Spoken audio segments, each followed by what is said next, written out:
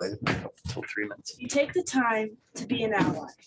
You can save the life of an LGBTQ plus person and give them hope. And the question I've often heard people ask is, how can I be a good ally?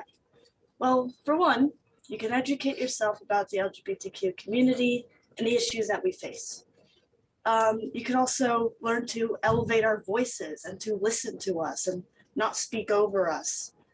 And like in general, you can being kind to an LGBTQ plus person, showing that you are a safe person for them to be around is how you can be a good ally.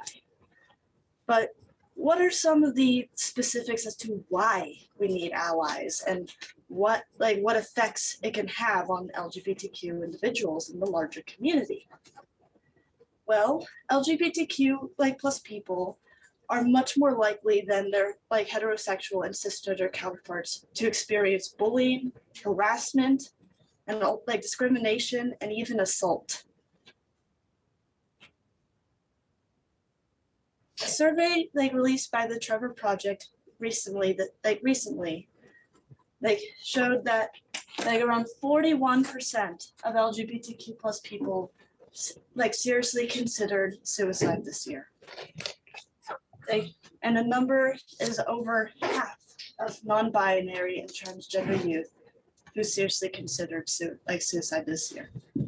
Around 56% of LGBTQ plus people who wanted to receive mental health care could not receive it.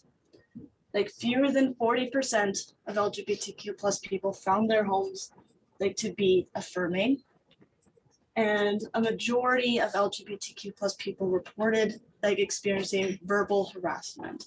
Around 26% of LGBTQ plus people say that they were physically threatened due to their LGBTQ plus status.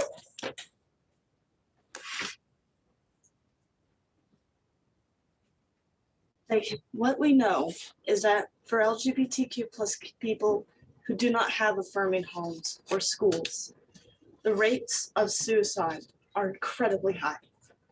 But we do know that for those people who have just one affirming person in their life, it can drastically reduce the rates, the rate of suicide and their likelihood of experiencing extreme depression and anxiety.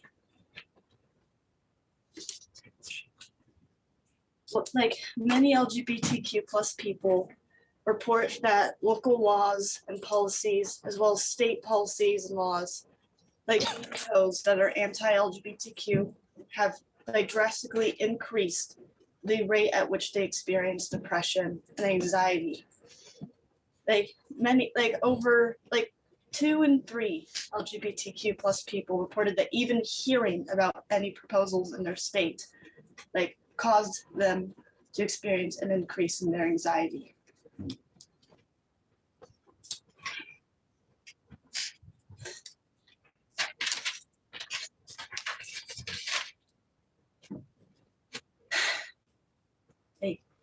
For many LGBTQ plus people, for many of us, we have to deal with people constantly debating our lives, debating our rights to exist.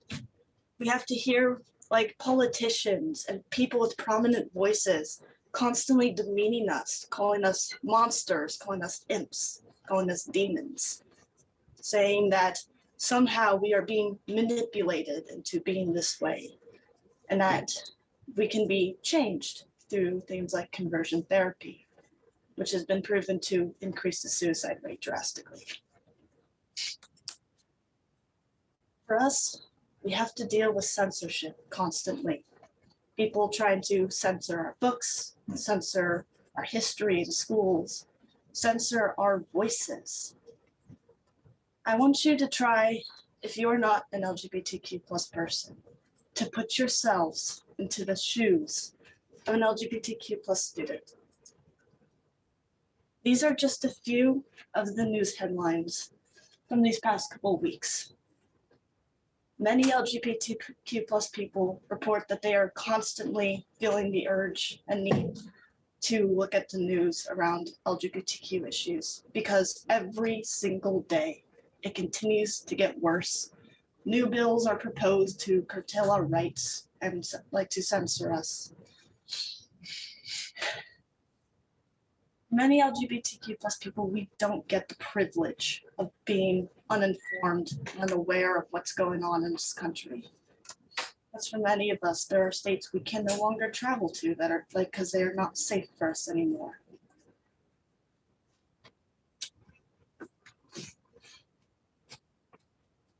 If you are feeling at all overwhelmed by all of this on the slides, just know that that was intentional, because this is how many LGBTQ plus people feel every single day when they look at the news.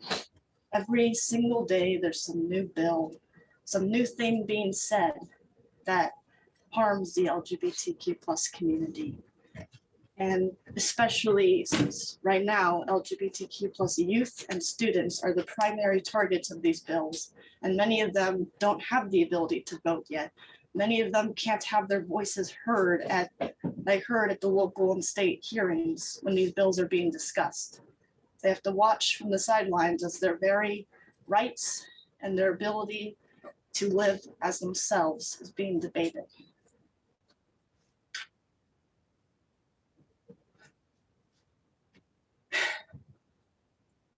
I want you to take a second to read some of the headlines on this slide.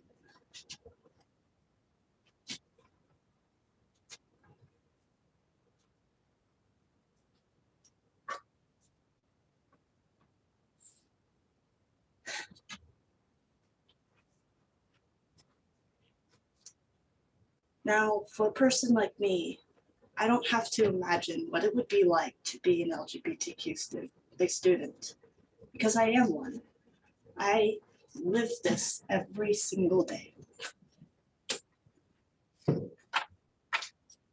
As the survey I mentioned earlier from the Trevor Project, it also mentioned a few positive statistics. According to that survey, youth, LGBTQ youth who had affirming homes,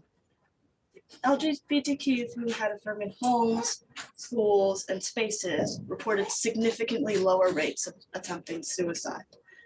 By being an LGBTQ plus ally, even if you don't know it, you could be the reason that someone decides to try waking up tomorrow. You could be the reason that maybe for at least one day, someone decides to put down that blade.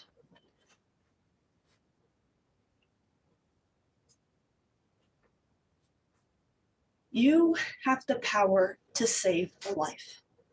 Together, we have the power to stop all of this, to make it better, or to at least somewhat decrease those, cause those statistics to decrease. We have the power to make the world a better and a safer place for everyone, and to create a more equal and just world. But to do that, we need to stand up to injustices when we see them. We need to take the time to understand people who are different than us, who have different lived experiences. And we need to take the time to be kind above all else, to be kind and understanding, and to be a safe person for people who oftentimes do not have safe spaces. Thank you. All right. Thanks, Karsen.